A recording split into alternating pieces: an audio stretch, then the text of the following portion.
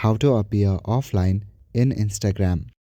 Firstly, open App Store or Google Play Store on your device and search for the Instagram app.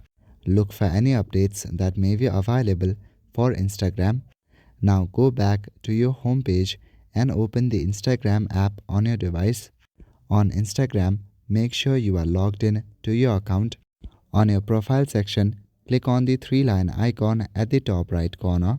In your settings and activity, go to the search bar on the top.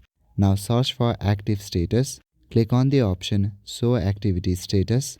Now you will land to the interface of activity status. If this does not appear on the search, then again go to your settings and activity and scroll down.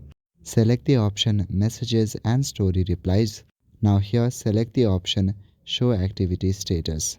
On the second number, you should see the option Show Your Active Status. If you don't want to show your active status, then make sure to turn it off. That's all for today. Thank you.